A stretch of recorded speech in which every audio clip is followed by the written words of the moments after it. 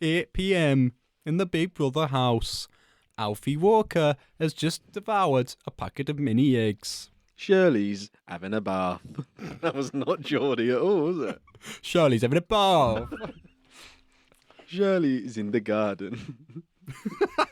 No, hang on. Let's try and perfect this. Ooh, tune. Going to town for a pint of chips. Pint of chips. Why aye, man? Why aye, pet? Up the tune. The tune. Got a bunch of naughty boys going down the pub for a laugh. Wow. ASMR. And roll intro.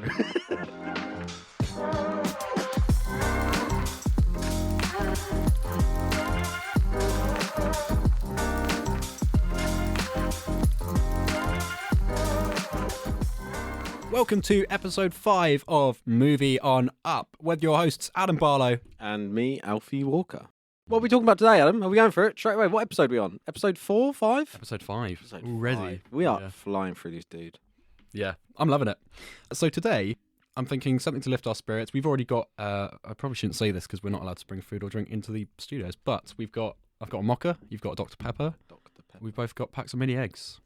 Feeling the festive Easter spirit. Festive Easter spirit, yeah. Technical term coined. But yeah, today we're going to be talking about a couple of different films.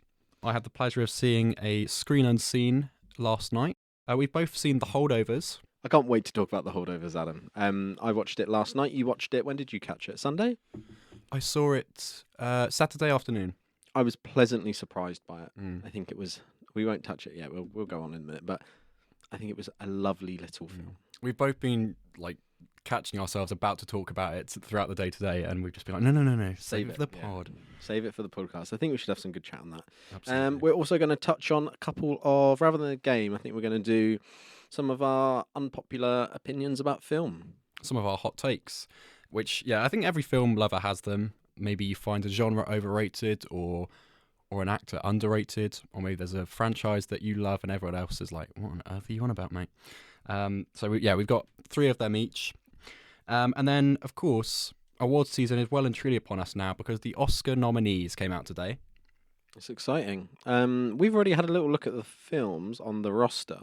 We've honestly caught most of them already, so we're prepared to talk about them. I think we're going to do a little bonus episode down the road where we touch on, I think the idea is to do a who will win, who should win, and who we personally would like to win. So that's something that we're going to do down the road. But I think we're going to have a little natter today, just look at the list, say what we kind of think about it at the moment. Sure. So should we start with the Oscars, the 96th Academy Awards, if you're that way inclined? Okay, so I've got a list of the Best Picture nominees here. Probably just going to touch on these ones for today, but we will go into them in depth, as we say, in a bonus episode. First up, American Fiction.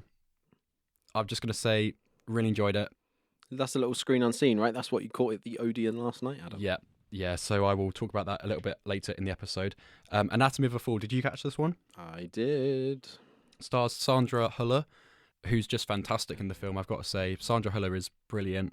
And she also stars in another Best Picture nominee, The Zone of Interest. Now, I don't think this is out in the UK yet. I certainly haven't seen any screenings of it. Yeah, I've not seen anything about this. I don't even know what it's about. But I mean, for her to lead in both of those films is super impressive. So I'm really excited to see how well those do with their nominations.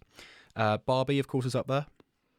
Then we also have the one we're going to talk about today. So we've got The Holdovers, Killers of the Flower Moon, Maestro, the Netflix original. Even though it's on Netflix, very accessible. Neither of us have seeked it out. Yeah, so I mean, the reviews have put me off, if I'm honest. But and then Past Lives and Poor Things and Oppenheimer. Sorry. So I think it's a good shout, if I'm honest. Of those that I've seen, I think it's pretty obvious. If I had to say, give me the list of the Best Picture Best Picture nominees, those were the ones I would have said. I'll tell you what, I think the one surprise that I've just thought of now, I don't think John Wick Chapter 4 got any nominations, which that was in my top three films of 2023, and yeah, it's not even got a nod here, so that's kind of interesting. Wonka didn't get any kind of thing, not even for original song, which I totally thought that's what it would have got at least a nod for. The same way Dial of Destiny clearly has just been put in the list for best score, just as a pleaser kind of thing. I thought Wonka would have got the same kind of treatment. Absolutely, and then also Greta Lee. No, Andrew Scott either. We've not caught All of Us Strangers yet. But comes out the day this podcast drops, so Yeah. You're planning on seeing it on the evening, aren't you? Or evening of Friday? I hope so. Yeah, I'm going to catch it on the Saturday, but I am so excited for this film. We've said it every podcast. I think we've brought it up so far. But Andrew Scott, nothing at all there. So Yeah. not a single nod. Bit of a shock. We'll see. So yeah, as we've said, we'll give our full thoughts on the Oscar nominees in another episode down the line. And then, of course, as the award season continues, when the BAFTAs happen in February and when the Oscars happen on the 11th of March, it'll be in the UK, we'll give our full thoughts and you'll get in-depth breakdowns once we've caught all the best pictures that we've missed. Yeah, that's the plan, isn't it? To go back, watch all of these films. There's not a huge amount we haven't watched. Like we said, we haven't seen Maestro. Haven't seen, is it pronounced Nyad, the swimming one with Jodie Foster? Both of those are on Netflix and not watched them. Yeah, we never caught Boy and the Heron. Yeah, there's a couple here and there that we haven't watched, so we're going to go away, catch these, watch these at cinema, watch them on Netflix, and then we're back with you with some proper formulated opinions.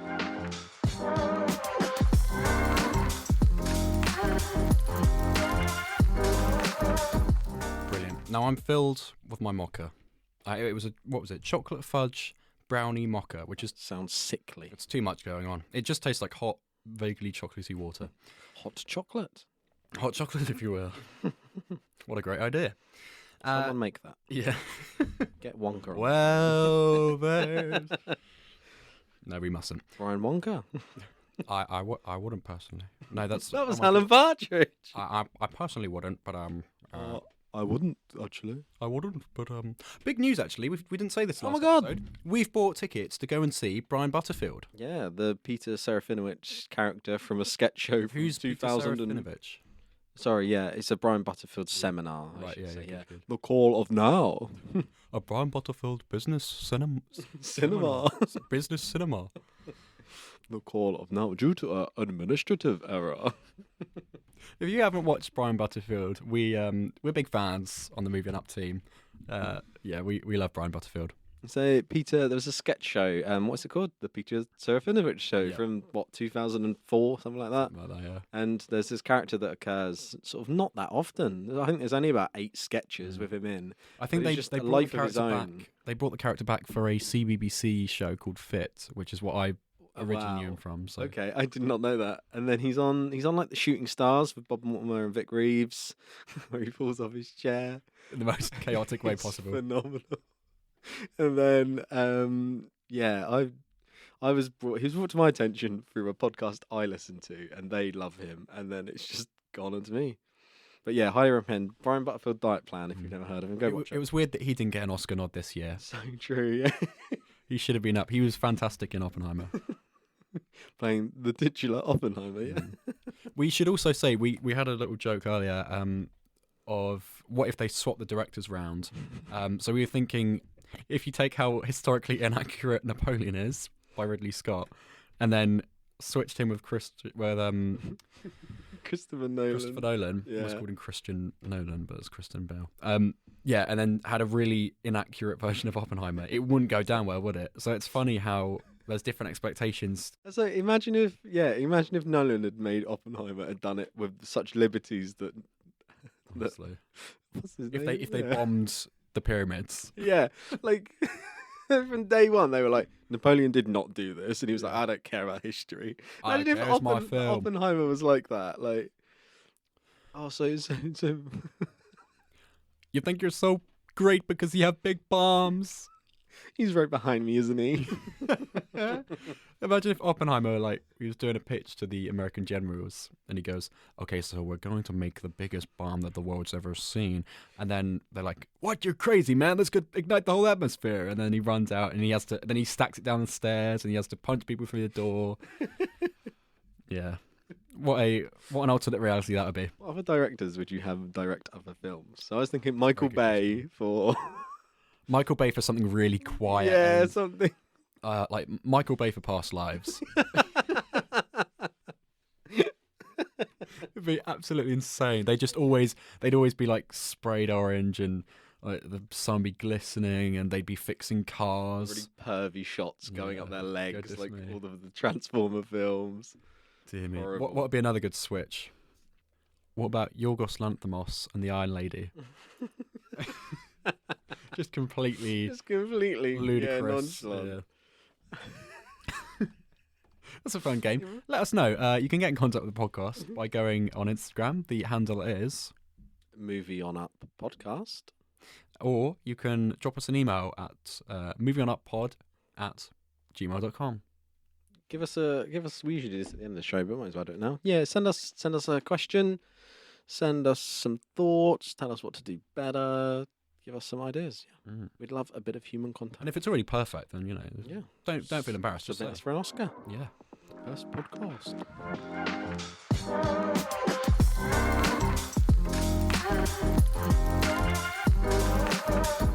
So, Adam, what are we talking about now? We're going to talk about the Holdovers. Let's get into it.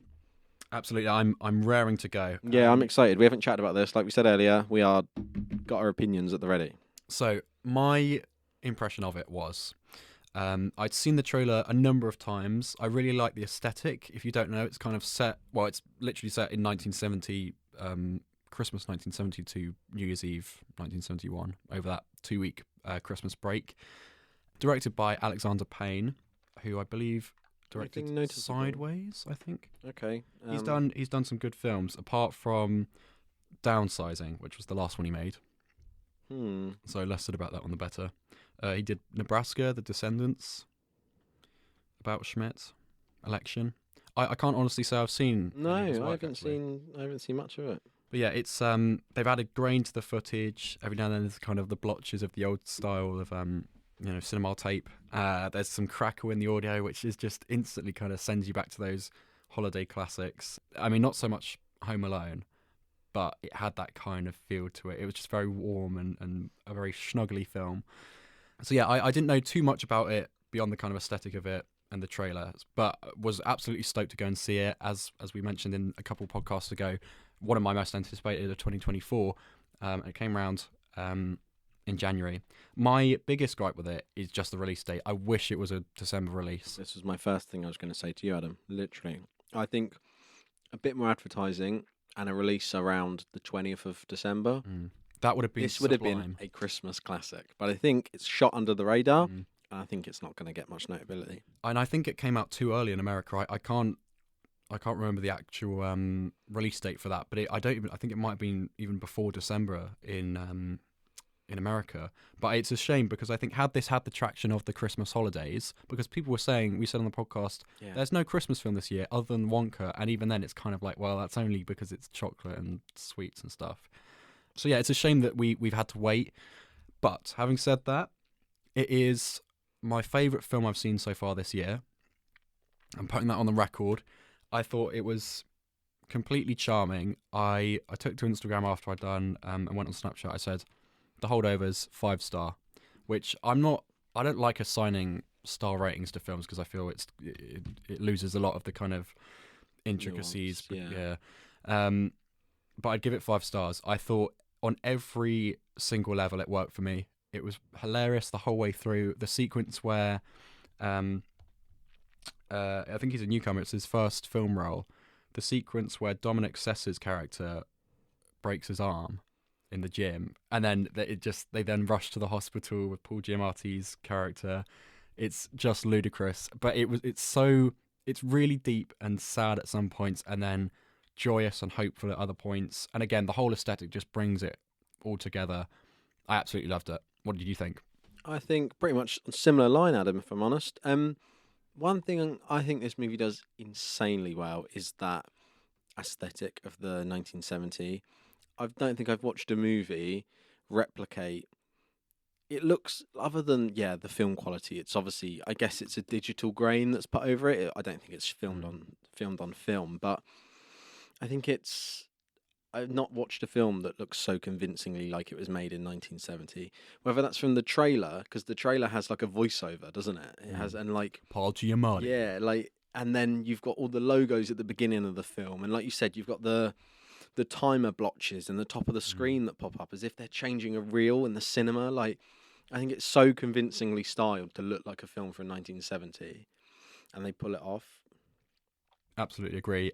I mean, Paul Giamatti, I don't think I've actually seen in many films at all. No, I was looking him up after, going, what have I seen him in? Yeah, nothing. I don't think Yeah. I've seen him in anything.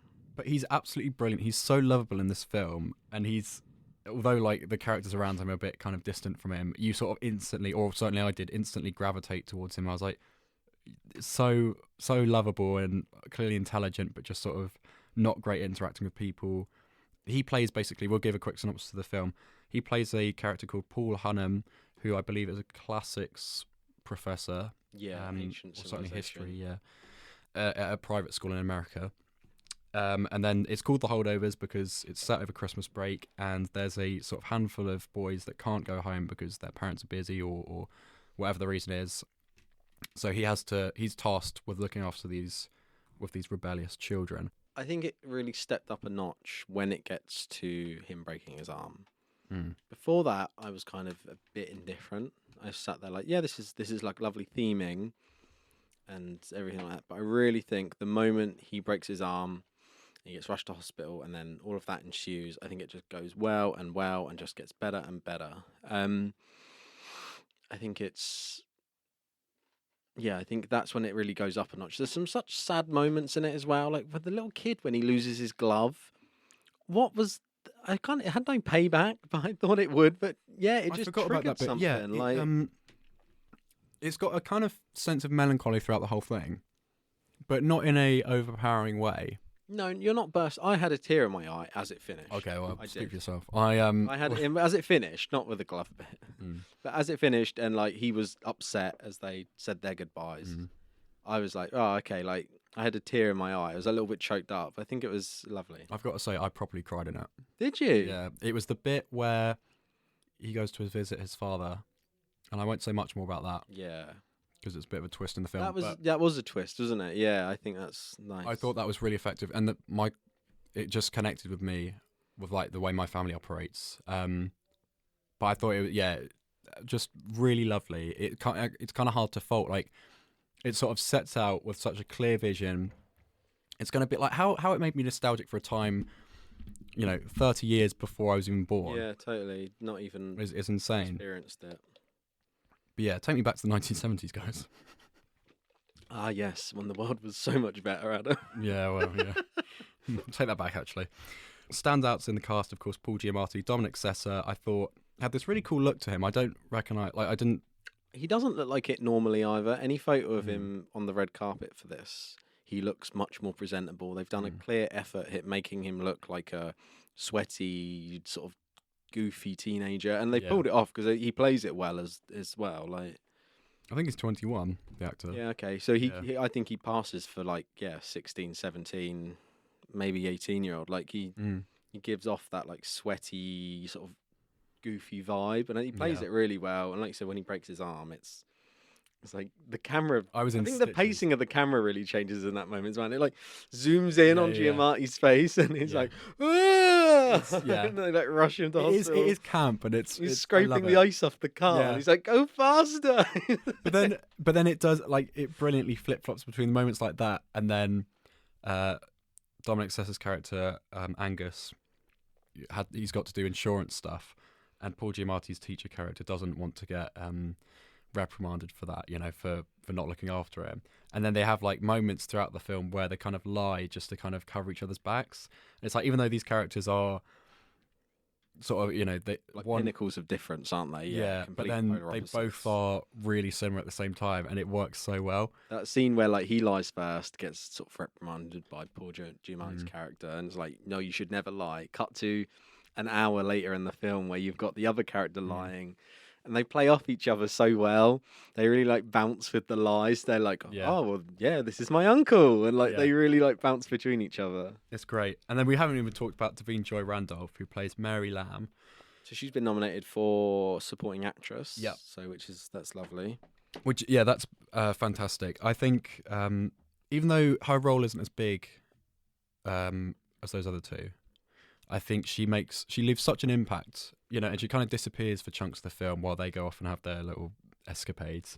But her character is essentially, she's the cook at this school, and puts together a lovely Christmas Day roast, which is that's another really sweet scene.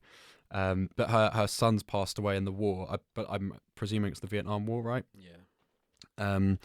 Which is another kind of aspect of the film that I wasn't expecting there to be. I think there's a shot of her son in a picture frame in the trailer, but I kind of just forgot about that when I sat down. But yeah, it touches on a lot of stuff, like kind of adolescent stresses and connecting with people, loss, degenerative disease, things like that. It's funny as well. It's actively very funny. The bit where the prostitute comes up to Paul Giamatti and tries Yeah. to sleep with him, and he's like, "Stuff I did when I was your age would make your toes curl." Yeah. And it's like it's proper laugh out loud. Yeah. Like that's actually made The script I thought was really good, like excellent script, so tight, so witty. I think there were laughs that I laughed at, and I think all audience members didn't they missed just because they were still laughing at something else. It's really fast paced, and again, you mentioned it earlier, but the whip pans and the comedic zooms, zoom like outs. the one where he's shouting for Angus and he goes through these steps, yeah, just absolutely insane, and it's so much fun. Like you don't see that kind of filmmaking anymore.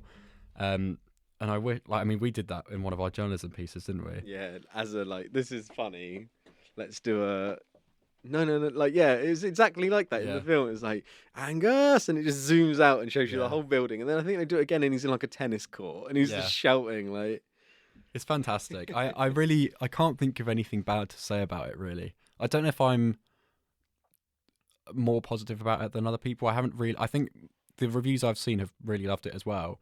Oscars wise, it's flushed, isn't it, with the nominations so far? So I think it will. Yeah. I think it could become, if it gets enough traction, and I think the release date. This is really ironic, actually, with the whole conversation last week, with Josh saying as well, with the whole American release thing. I think if this was released early, mid-December, I think it could become a Christmas classic. I think it's on the level where it's not super Christmassy, but it's Christmassy enough that it is a Christmas film, and it felt weird watching it at the end of January or mid-January. Yeah. But I think if it picks up enough traction, especially from the Oscars, because you think Banshees wasn't particularly famed, and then it won the Oscar, didn't it? Or got nominated for the Oscar, and then everyone's been and watched it. And I think this could possibly have the same thing, and it could become a Christmas classic. It could genuinely be up there with, what Christmas film did you watch? And you're like, oh yeah, I watched Elf, I watched Home Alone, I watched Polar Express, I watched Love Actually, and I watched The Holdovers. I think it's genuinely that good. I really want to buy it on DVD the second it comes out. I need to show my family it as well. Yeah, I recommended it to my dad already. I texted him saying, when you can catch this on Sky or whatever, watch this one. It's a really good watch. One notable scene that really got me at the end was when Angus is sat outside the headmaster's office, and is her name Mary? Sorry, and Mary comes over and she just sits next to him and then puts her hand out, and they hold each other's hands. Yeah, it was proper. That got me. There's so many touching moments. Like the ending with how the whole thing wraps up. It's hopeful, but it's also bittersweet, and I think it's fantastic the way it juggles those two polar opposite emotions. It was so good, man. At the end, he does a great thing where he says goodbye, and they get emotional, and then he goes, "Right, see you later," and runs off. And I've literally had that before, where you're upset and you're so upset about saying goodbye that you have to snap out of it and change your tone and change the way you're looking at it. And he does that so well. He just turns around and is like, "Yeah, see you later," and he literally runs off to just clear his mind. And it, like you said, it's bittersweet because he says goodbye, but it's like such a nice film. And obviously they lead on to, don't they, with the whole book thing through the whole film. And you're like, well, clearly he's going to go write this book, and it's lovely. It's authentic, I think. That's probably the crux of what it is. Like, I was expecting it to be really cartoony, and it certainly is. But I thought just also the setting that they decide to shoot it in, like the music as well. Every needle drop. I didn't recognize many of the songs at all. But whenever a song starts playing, and they play for quite a while as well underneath the scenes, or they bring songs back. I thought all of them were really nice, kind of cozy. I love Christmas as well, so it's kind of nice. Yeah, we should have released earlier, but it was nice to have a little retrospective look back and just to kind of be like, man, Christmas. I can't believe it's already gone. And at least it came out in January. I think if it came out any later, it would have taken the mick. But Yeah, I couldn't recommend it enough. I think it's one of the best film I've seen this year so far. It's such a small cast as well. It's literally Mm. just the three of them. Obviously, there's you get his mum come in at some points, the other teachers here and there, but overall, it's just the three of them for the whole holiday, and it's lovely. It's a shame because I don't think it'll win. It won't win Best Picture. Or I'd certainly be very shocked if it did. Yeah, I don't think it. But for my money, it kind of feels a bit like an underdog. It feels plucky and it feels small and contained and Did Banshees win? it feels like an honest film. No, Banshees Right, didn't. so It was, this is what it gives me the vibes of. It feels like Banshees. It's really good. it's on that same sort of scale. Yeah, Same scale. It's quite quiet, a sort of slow, melodic film. But I just don't think it's going to win. I think it potentially should win some of those. I would love for Paul Giamatti to get Best Actor. Yeah, because I think he does a lot. Like all the characters here juggle a lot. You know, they get drunk, they get sad, plays they it really excited, well. Yeah. everything. It right at the beginning, right from the start, where he's a teacher. He's missing from breakfast, so clearly no one likes him, and he plays into the whole when the Angus asks for the test to be redone, and then he's like, "Oh, in that case, no, you're gonna fail," and he's so like. He's an arse, he is, but he's still likable because you sort of relate a bit. The clip I keep thinking about, it's in the trailer where one of the kids go, "Sir, I can't fail this class." He's like, "No, don't sell yourself short. I truly believe you can." It's so good. I really want to see it again. Yeah. It's just if I have the time, but I really want to like drag my mum or drag my younger brother to see it because I think they'd all love it. And I'm going to now be an advocate for this film every Christmas. I'm going to be like, "Have you seen The Holdovers?" No. Well, have I got a film for you? You should definitely go seek this out. Just loved it. You play Angus really well with his slow. Obviously, he has his problems. Oh, the bit where they're both on the same depression drugs. Yes. That's so good. It's so lovely when he's like, "Oh, you're doing this," and he runs off. He's scared of it and scared of letting him know. And then it just goes to him, and he's in his wash bag, and he's got the same prescribed drugs, and they look at each other, and it's so good. Oh, I think that's the other thing. The characters all feel 3D. It like sometimes you watch a film. I mean, I'm not a screenwriter, but you can kind of see a film, and you're like, these characters don't really exist. It's a great film, but you're like, okay, they've started here and they've ended there. This feels like they're going to go on and live a life. Like, I feel like he's going to go away. See a sequel, but maybe if they, I don't know, do a sequel in 10 years' time. Yeah, I know he is going away and writing that book. Like, I know he's off there now. He's doing it now. He is going to be good at school now. He's not going to military college. Like, I can see it. It's really well plotted. It's so well rounded. I think that's the key way of describing it. The bit with Angus where they play it really well with like little things. So the whole thing where the Asian kid, I can't remember his name, is crying and he's wet the bed. Yeah. And he's like, he's not an arse to him or anything. He's like, oh yeah. He's kind of harsh about it, but realistic. Yeah. He's like, oh, I'll help you sort it out in the morning. Like, yeah. Asparagus. It's so sweet. Yeah, it's lovely. It's proper lovely. It's just a nice. I think pacing wise is really good as well because up until the broken arm bit, I was a bit like, okay, I don't know where this film's going, and then it just went, and I don't think it stopped. The pacing is consistent. It's not fast paced by any means, but it's consistent. It goes places. It does everything it needs to do, and it ties it up with a bow and just ends in a lovely way. I think it's great.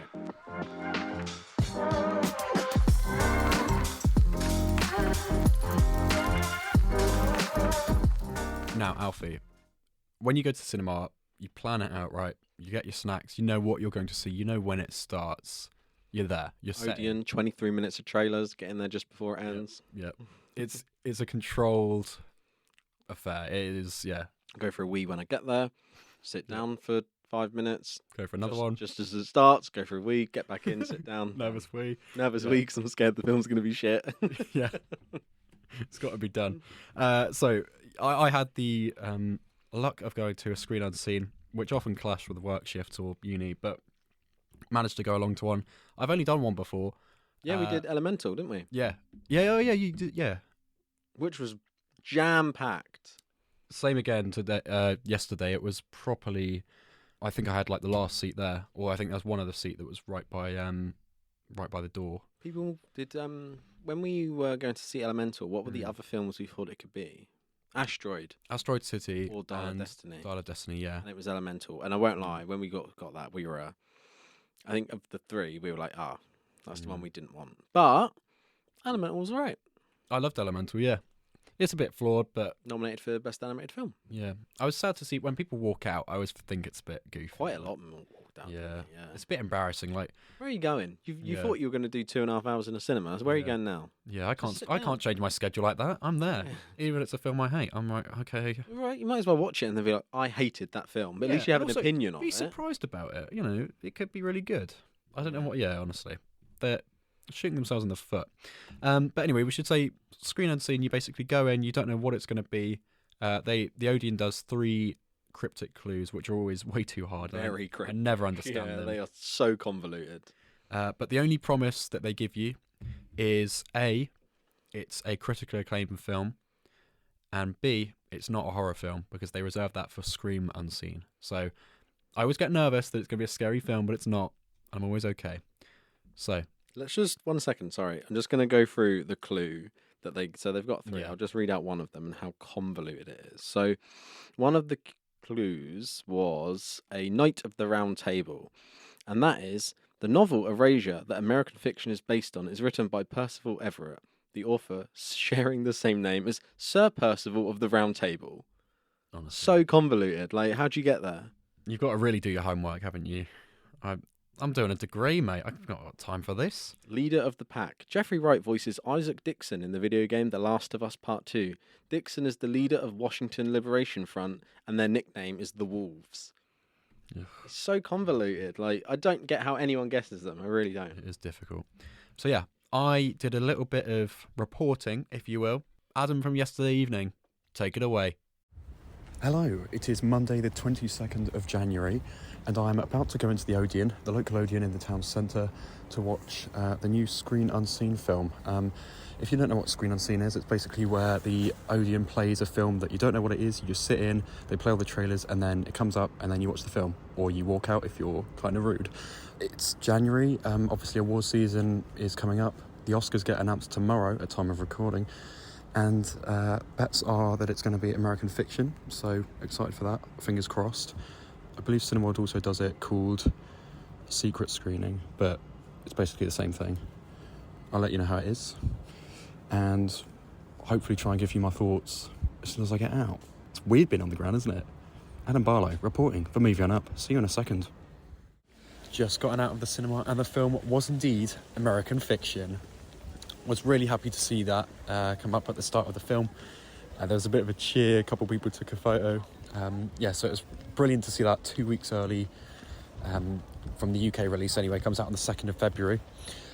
Stars Jeffrey Wright, Issa Rae, Sterling K. Brown. Fantastic cast. I mean, newsflash, Jeffrey Wright is incredible in this film. It's so layered, really meta at points, especially towards the end. I think it's fantastic. Definitely go and see this. I'll give my full thoughts on the podcast. Over to you, Adam from the future. Blowing the budget there. Thanks there, Adam from the past. Thank you. So, it was American Fiction, as I say in that little bit of reporting, on the ground. On the ground, journalist on the ground. On the scary streets. Yeah. The scary streets of the town centre. Yeah, I'm here in the town centre of Bournemouth. Risking my life. Yeah. Is it a comedy, Adam, right? It's a comedy drama. Right, okay. A dramedy, if you will. Dramedy. Or I won't, actually. a comma. A comma? Yeah, karma. I was between it being American Fiction, The Iron Claw, and All of Us Strangers. And any 3 of those, I'd be like, right, they've all got rave reviews. I'm happy to watch any of them. I'd only be annoyed if it was something else. Yeah. If it was like Paw Patrol 3 or something, I'd be like, what is this? That's a walkout of all. That is a walkout one, yeah. No offence if you're a fan of Paw Patrol. All of our Paw Patrol fans out there. Yeah, there's a lot of you guys. Kind of weird, actually. Yeah, right?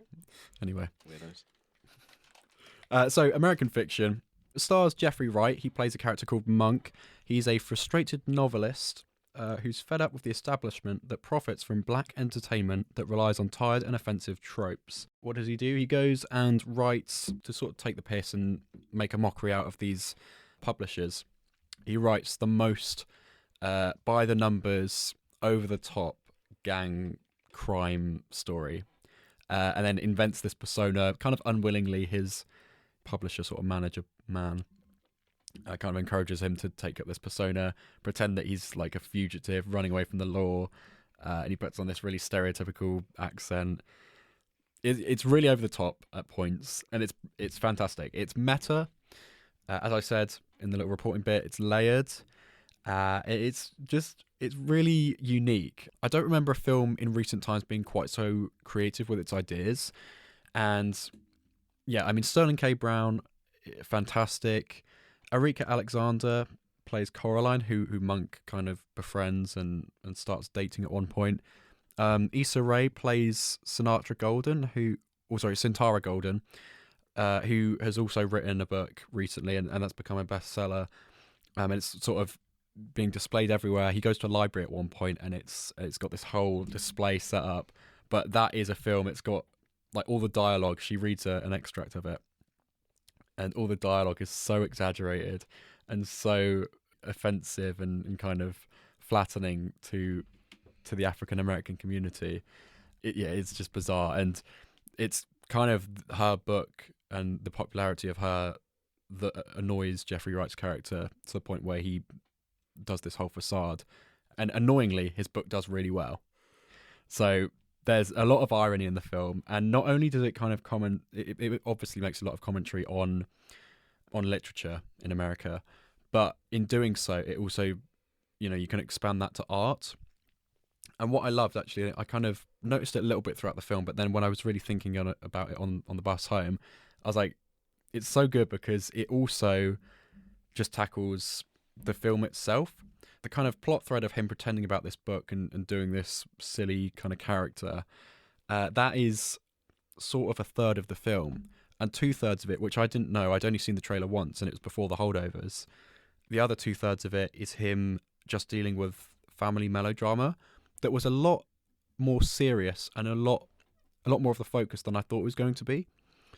He has to deal with death. He has to deal with, again, degenerative disease, which, I mean, my grandma suffers from, which is why it kind of connected with me. So I was kind of like, oh, this is two films back to back, both astounding films, and they both have this same illness depicted in it. So I thought that was kind of a strange duology. Adam Brody's in it. He's really goofy as this over-the-top film director called Wiley. So they start adapting his book at one point, and then it kind of does this fake out towards the end where you think the film's wrapped up, and then it cuts back, and they're actually he's like, well, it could happen like this. And it's like, no, I think it needs to be more over the top. It's got to have an explosion or something. In that respect, it's got kind of a, just off the top of my head, like Unbearable Weight of Massive Talent, how that kind of cuts to the end and it's a film set. I don't know. I always like those twists where it's like, oh, hang on, what's going on here? And because you can kind of tell it's not quite right, and then it reveals the full actual plot of the film. And it ends on slightly an ambiguous note, which I actually thought worked very well. Yeah, I don't know how well the film will do. I think it will certainly connect to the demographic that it's targeting, more than others, I think. But it says a lot about every part of society. It says a lot about art in general. Again, I really enjoyed it. I think had I not seen The Holdovers a couple of days before, this probably would be my favourite film of the year as well. Because I thought, again, like, just really well-rounded. It balances a lot of things. It's spinning many plates, and it doesn't drop one of them. Well-rounded is definitely the word for this as well. Jeffrey Wright's been nominated for Best Actor, right, for this one? Yes. So that came out today. Major release is only February as well, isn't it? So I don't think it will. I haven't. The first time I heard about it was when I went in the comment section of the Odeon Post for Screen Unseen, and someone said it's American fiction, and then I googled it and watched the trailer. I hadn't heard about it at all. Okay, I don't know why. I don't remember the release schedule's been quite this strange. Yeah, there's just been no marketing for it. It's odd. I've not seen a single advert for this. But I would. This is my call to action. Definitely go and check it out. It comes out February 2nd. It's self-aware a lot as well, which is nice. It kind of knows not to overstay its welcome, and it's only like 2 hours, I think. It's not too long. Oh yeah, 1 hour 57 minutes. But I mean, I went in not knowing the runtime, not knowing the full cast, but everyone in it's really funny, and it's also cinematography is beautiful at points. He goes to this house that he grew up in, or like this beach house, and it's beautiful. But again, there's moments of real. It just flicks. It's like someone hits a switch, and it's like, oh my goodness, you kind of feel a bit whiplashed by the emotions in the film, because it goes from being just this completely ludicrous situation where he's got to pretend on a phone to this completely oblivious publisher. I haven't even mentioned like the first scene as well. It starts on Jeffrey Wright. Like he's absolutely the star of the show, and if he gets Best Actor, very well deserved. But it starts in a lecture, and the camera pulls back, and you see he's got quite a diverse class, and he's written the N-word on a whiteboard, and he's just forcing them to look at it. Okay, now guys, this book has this word in it. I'm sure we can all be mature adults about it. Let's not, let's just take into account the time when this book was written and all things like that. I'm sure like a universal experience for every person that went to school nowadays. But yeah, there's this girl with like blue dyed hair, clearly very, very white American Stereotype of got like a coffee, and then she's like, actually, sir, I find this really offensive. And then it pans to the left. There's literally like people of color all around her, and that she's the only one making a fuss. And then he snaps, and she runs out the room crying, and it's ridiculous. She's like, I can't get used to it. And then Jeffrey Wright's character brilliantly goes, well, I got over it, so I'm sure you can. It's so it's daft in some places, but it's clearly got commentary behind it, hasn't it? Yeah, like you said, it's funny and sets it well, but clearly there's a lot of commentary and meaning behind it. I think it could so easily be preachy, but I didn't feel that at all. It felt really organic.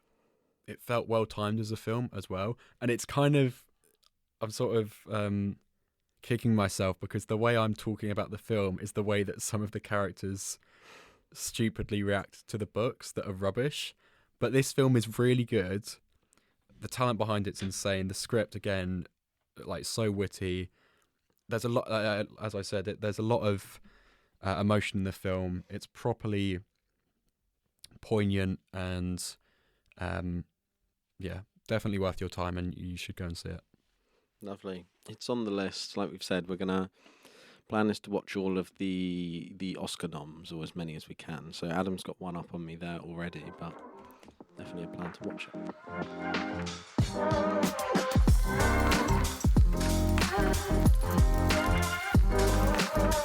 You know, when I first saw Florence Pugh in Puss in Boots and the Last Wish, I knew I needed her naked in Oppenheimer.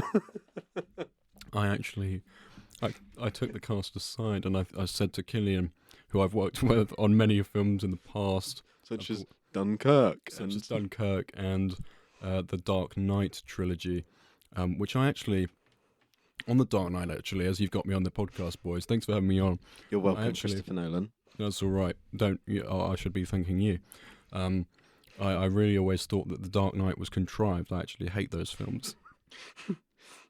I actually have always hated Batman. I think he's an absolute punk. You know who I do really like? Alfred the Butler, though, which is why I got my favourite actor of all time. who I regret to inform you has actually joined us in the studio.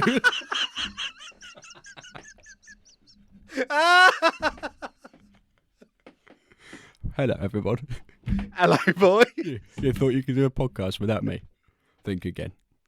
I own you two punks. I own you two. I've got you round the... Yeah, that's enough, Michael. That's enough. No, wait, I'm not done. You're only supposed to blow the bloody doors off. No, Michael, that film was from 40 years ago. Not if I went back in the Prestige time machine. In fact, no, I'm in Tenet as well, aren't I? At one point, probably. This is actually how I managed to have Goldilocks inspire all my work, as I made a time machine and travelled forward to 2023, watched Florence Pugh in The Last Wish, travelled back, and then she influenced my entire filmography. A lot of people actually think that I based the character of the Batman on Florence Pugh in Puss in Boots and the Last Wish. That's just not true. That's not true. It's a misconception, like Inception, where Prestige. like Prestige, like Dark Knight, like I actually Memento, like based them on the bomb from Oppenheimer. A lot of people think that Oppenheimer invented the bomb. He didn't. He invented story tales. He's actually Cillian Murphy Fairy is tales, actually rather. one of the Grimm brothers. Cillian Murphy Grimm and his brother. They wrote the fairy tales. Oh, We shouldn't have had those mini eggs. exhausting. Yeah. My head is thumping.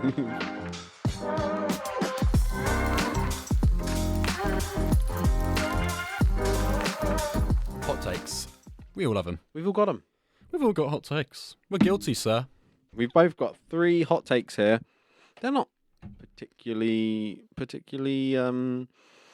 strenuous. They're just some sort of nice light ones, and we're going to go ahead with rolling one off each, just as a little bit of background for us. So, my first hot take. I'll start nice and light. I won't upset too many people. Star Wars is and always will be for kids. I haven't considered this before you said it. I do kind of agree. I mean, we've said before that Star Wars is camp, and it's Camp, goofy. it's childish, it's goofy. Since day one. It's always been. Look at the creature design. The third of the original leans into this more. Return of the Jedi is the one where you're like, okay, this is a kid's film. I think adults have got a real grip over it. Potentially the TV shows are now not doing that. Because Andor, I rewatched Andor over the weekend. And it is adulty. They talk about hanging people in the square. Adulty, a technical term. Yeah, very technical. All good podcasters should use it. Christopher Nolan loves using that term. I actually love the word. When I was working on Inception, I kind of said to my cinematographer, it needs to be adulty, and he initially looked at me as though I was mad, and I said, no, this will be a famed word in years to come. And this was in 2002.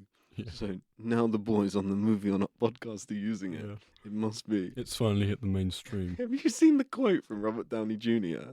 No. Like, Christopher, it might have been fake actually, but it's like Christopher Nolan hates you going for a piss.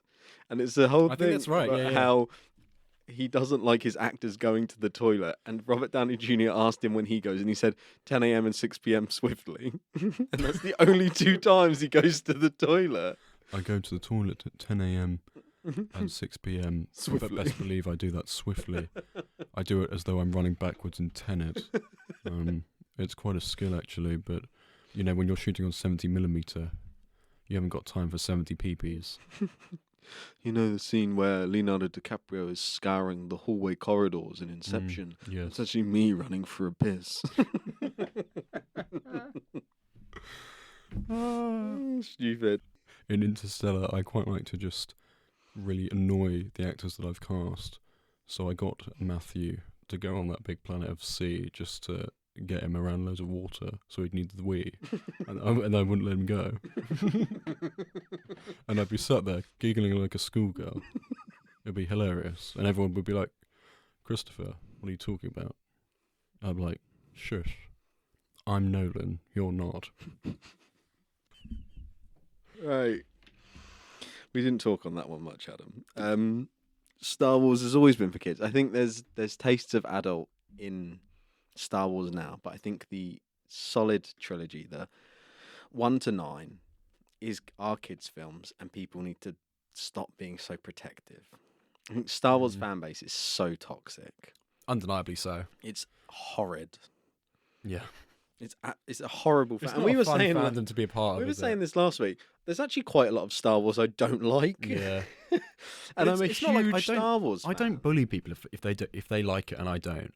Watch what you like and leave it at that. You don't then need to go and watch The Bad Batch or go and watch The Mandalorian Season 3 and be like, well, this is rubbish and it ruins this thing that I like. Yeah. Like, no, it doesn't. Just watch the stuff you like and It's we'll all get on. separate, right? Like, if you only like those original 3 films, just watch those 3 films. Yeah. If you like 1 to 6, watch 1 to 6. You don't have to watch the Disney stuff. And there's this whole thing with the way they got rid of the expanded universe, right? They're like, Star Wars has taken us away. No, because you can still go read it if you want. It's not been taken off the shelves. Yeah. It's all still there. Yeah. Star Wars fan, Bizarre. dude. Go on, give us a hot take. I'm not going to talk on this one much because it might. Because you're a coward. Yeah, I'm a coward. I think Barry Keoghan's overrated. This is going to upset people. If we've got any listeners, this will upset them. Yeah. Shoot yourself in the foot there. I think, yeah, he's just. I don't understand the hype. I know he's in Saltburn. I know he's done Dunkirk and he's done The Killing of a Sacred Deer, Banshees of Inisherin, The Eternals. Yeah. that one, Adam. Yeah. Heaven forbid. I don't think he's as great as people think he is. I feel like he's an actor that has done some non-orthodox roles, aka little creeps. Yeah, little creepy boys. Little kind of weirdos. Gremlin men. Yeah, that's right. And people have been like, oh, this is edgy. I don't know. I think he's just not that impressive to me. I think the direction that he's going in could change his view. He's in Gladiator 2, main character, and he is also in something else coming out very soon as a main character. And I think those two things could really... Dune. He's in Dune as not main, but supporting. And I think that could change your opinion on him. I think so. Let me say this. I don't like not liking Barry Keoghan. I want to be on the bandwagon, but so far I can't point to a performance that I've been like, I love this. Because I think also it doesn't help that he does play little weird characters, because I kind of look at them and I'm like, I don't really like you. Yeah, I think I need to separate him from the characters he plays. Like the Joker, his version of that I really don't like. Yeah, that's fair enough. Well, that was an outcut anyway, wasn't it? They didn't use any of it, did they? Yeah. Was that entire scene an out? He's in it a little bit, but you can just sort of see him through the rails. Right, and then they go back to him in the outtake. Yeah, it's a weird. That'll be interesting to see if they follow up that. Yeah, weird choice though, I thought. Another one of yours.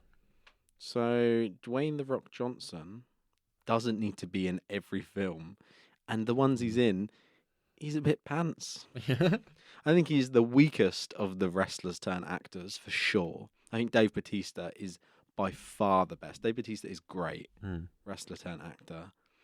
I think Dwayne "The Rock" Johnson is the exact same character in every single film he's in, and there's people who get away with that, like Samuel L. Jackson, but I think there's nuance to each of Samuel Jackson's. Samuel Jackson plays near enough the same character in every film, but I think there's always something different. Whereas Dwayne "The Rock" Johnson just plays Dwayne "The Rock" Johnson. He plays the same person who was walking in wrestling rings in 2003. Yeah, I'm just not a fan. He's in every action film, and he's the same in every single film. Is there not any of those films that you like? Because I don't think I can name a single Dwayne film that I like. Do you not like Jumanji? No. Okay. Let's have a quick. What about Moana? I mean, yeah, you can't really give him. Well, he's playing him in live action, isn't he? For the remake. Oh, I think that's so. Yeah, that's absolutely ridiculous. We'll have to. I was going to say live. I don't like the live action Disney films, but that's not a hot take. I think with the exception of maybe 3 or 4 of them, they're all rubbish. Jumanji, Baywatch, Fast and Furious, Moana, San Andreas. What the hell is that? The G.I. Joe. The Tooth Fairy. The Tooth Fairy. Planet 51. Yeah, every single film. Great, is it? Yeah. The Mummy. Even in that, he's like first role as in the Scorpion King, whatever it is. Yeah. Just horrid. Ugh. Oh, move on. This one is a bit of a left field one, and I fully respect I'm probably wrong here. I think Fantastic Beasts is better than the Harry Potter. That's bold, Adam. I know. And let me explain myself. I don't think that The Crimes of Grindelwald is as bad as people say it is. I think as a standalone film, it's quite good. I don't mind the pacing. I think it's fine. It's like it's a weird film, but I quite like all the designs of the creatures and the colour palette. Is that the one with Mads Mikkelsen in? No, that's the one with Johnny Depp. The third one, I think The Secrets of Dumbledore is probably my favourite, although I've only seen it once. I've seen the other ones twice. The first one's really good as well, but in my mind, for some reason, they get better as they go along. And I don't know if I'm just an idiot. Very well maybe. I haven't had like a long term affinity for Harry I Potter was going and to say, the do you have a Wizarding World. nostalgia for Harry Potter or not? Not 'Cause really. I don't either. I've read the first book, Yeah, the first book. the first Bic pen. Wow, you're that old. Yeah. I've never read any of the books, and the first film, the only film we saw in the cinema was the fourth one. Hmm. I've just no. That's not to say no I don't affinity. dislike Harry No, Potter. they're great. They are quite I good. think the but first one's very nice. The second one I don't really care for. Third one's fantastic. fourth one's good. Fourth one's good. Fifth one's really good as well. I think The they Half-Blood they hit Prince a I point- actively don't like. I think it's really glum. It's like green, grey, black. The, It's the final so, three. I do not like. And then I do like Deathly Hallows Part 2. The Deathly Hallows Part 1, I couldn't remember one thing about it. Yeah, it's just boring. I think it's I've got no affinity for the Potter films really. I like them. I had Lego of them. I've watched them. I go for an odd phase every 5 years where I'm like, I'm going to watch them all, and then I watch them all. But I've no real affinity, and that might be the reason why, because potentially you've got the chance to watch the Secret. What's it called? Secrets of Dumbledore. Yeah, what's that franchise called? Sorry, Fantastic Fantastic Beasts, sorry, yeah. I just find it baffling that they've got this franchise with so much potential, and they've just had 3 films that I don't think have done that well. Yeah. It's I weird fully, branding it. I can't defend the performance at the box office, but Well, you should. So yeah, I just think Newt Scamander I relate to a lot. I think Eddie Redmayne's a great actor, and I like the kind of group of characters that they have in those films. Also, you have Jude Law as Dumbledore. I mean, yeah, he's a little bit wasted in the second film, but he's in it a lot in the third one, and he's fantastic. So it really baffles me actually. How have they got Harry Potter is insane. It's still in the top grossing films of all time, right?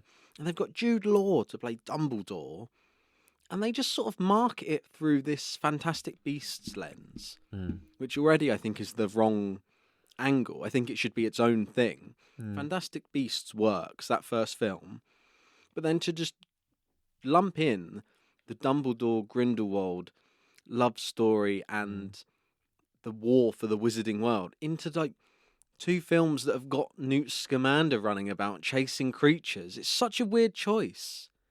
it is weird, and it doesn't. Why isn't there just a prequel franchise? 3 films. Objectively, it doesn't really blend that well. But I like both those ideas individually, and the fact that they are compacted into one film. It I makes it kinda easier to watch. Yeah, totally. Yeah. I like them. So my final hot take is that Stanley Kubrick's 2001: A Space Odyssey is overrated. I haven't seen it. I wanted to go and see it over the summer because they played it, I think, for an They anniversary. did, yeah. Um, So I've watched it at home, Talk and me then I through it. watched it at that. I just think it's a bit boring, mate. but you have seen it twice in film. Yeah, so I've watched it one at home, one in the cinema. Was it better in the cinema? Yeah, for sure. It's a spectacle film. The first 15 minutes are silent with music, and the score's phenomenal. But See, that doesn't scream to me particularly. no, I just think it's a bit boring. I think people rave. I think maybe underrated. Not underrated. Sorry, maybe boring, or what I've said is not the right words. But people rave it as his best, and I just do not think it's his best at all. I think Full Metal Jacket is better. The Shining is one of my favourite films ever, and that's great. Clockwork Orange is also very weird. I'd rather watch Clockwork Orange than this. There's more to it. I find just 2001, like 2.5 hours of, it's very pretty. The spectacle's great. The score's great. It's just kind of meandering though. I'm not a huge fan of it. I think it's overrated. Okay.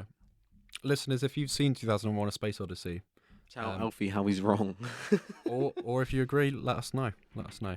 And then the final one I've got here is quite a recent one. The Flash. I thought it was pretty good. Now CGI. This is bold, mate. I won't lie. I'm really putting my head on the block here. I thought I was getting out there with the Star Wars one, but this. Yeah, mine have been really bad. All 3 of mine. Yeah, it's a lot of fun. I think CGI aside, controversial cast members aside. If you look past a lot of stuff and just watch the film for what it is, I think Ezra Miller does a fantastic job in the role. The fact that they got Michael Keaton back. Yeah, the Michael Keaton's great. And then, spoilers, everyone, Isn't George Clooney in the post-credit sting?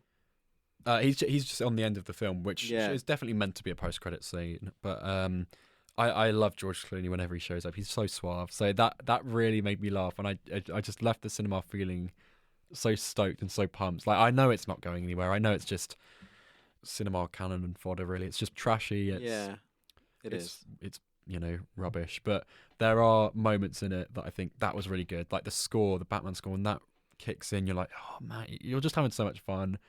The And Batman score's great. I think the Keaton. I think genuinely yeah. Ezra Miller is really good in that film. They do the dual role so well. I know the CGI's rubbish. That is indefensible. Did you see Christopher Reeve's family released a statement yesterday saying they had no involvement and were completely unaware that they had reprised him in the film, which is insane. Yes, that is not ideal. My favourite quote. That's kind of mad. Yeah, right. That's maybe awful. just with that you've made my opinion It's change. really horrible. And then I love the what's his name, Guardians of the Galaxy boy who's in control now. James Gunn. James Gunn was like, I'll never do a cameo for the sake of a cameo, and then they put George Clooney at the end.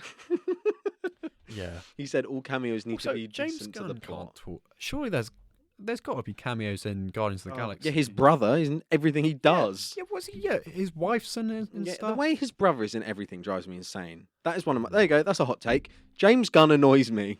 The way he puts his brother in I everything. agree. Why is he in it? Why do you have to put your brother in everything? And Sean Gunn's very recognisable, even if he is doing the CGI weasel in the Suicide Squad. You know it's Sean Gunn, don't you? I'm just not a fan. Oh, well, yeah, but the DCU is such a sad thing to see how great Marvel was. I'll say that was, and then the DCU tried to copy that. And I mean, honestly, Marvel's probably gone the same way of DCU at this point, potentially. But that was going to be one of my hot takes, to be honest, and I decided not to do it. Is that the only decent films in the DCU are the first Wonder Woman and Man of Steel. Yeah, other than that, not a fan. It's all just messy, isn't it? It's so messy. But hey, but Marvel's like that, so Hollywood's messy. Let's be honest. Oh. Cutthroat. Yeah. It's like a shadow of its own producing body. Yeah. Shrouded in mystery and darkness. Scary. Anyway. I loved Florence Pugh in Puss in Boots on the last one. I absolutely loved I adored her in this film. I thought what she did with that role was absolutely stunning. I just The Three Bears as her backup characters. Oh, cinema perfection. That's what I based the trio actually of Commissioner Gordon, Batman, and Catwoman off of. Yeah. And then Bane is obviously meant to be Florence Pugh. Yeah. Yeah. Horrid. Absolutely horrid. Right, those are some pretty hot takes if you ask me, Adam. Those were spicy. Spicy takes. Spicy takes. oh, flipping heck. Just putting my hand on those hot takes. Is that Harry Styles? Oh, flipping heck, mate. No, wait, hang on. Oh wow. Oh, by gum. Oh, by golly.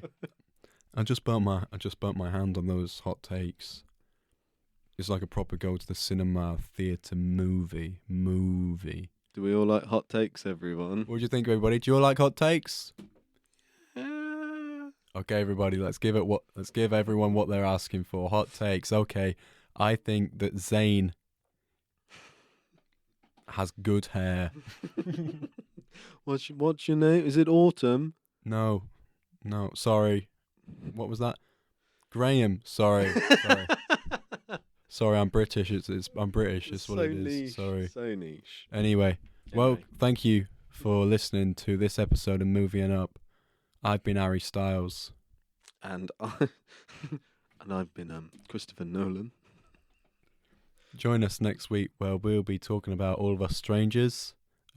So, actually, oh my God, is that Andrew Scott? Andrew Scott's just walked in. Hi, everybody. Hi, how are you doing?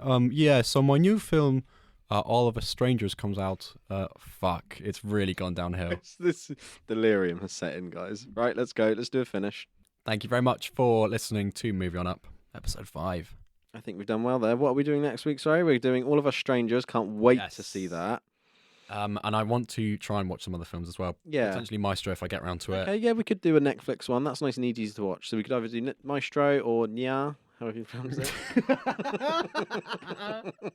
Just a noise. Oh, yeah.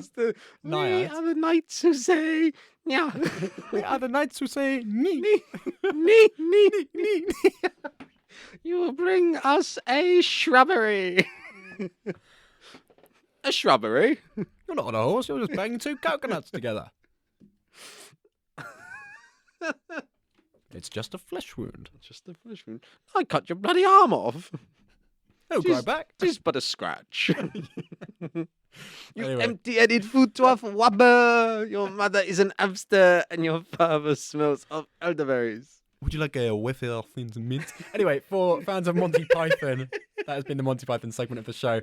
We've literally gone delirious. It's horrible. Thank you for listening. If you want to get in contact with the show, email, just once again, is moveonuppod@gmail.com, and on Instagram we are moveonuppodcast.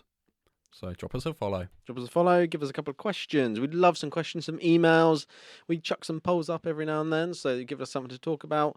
Would be lovely. Please email in, give us your opinion on films, maybe some questions that you want us to answer.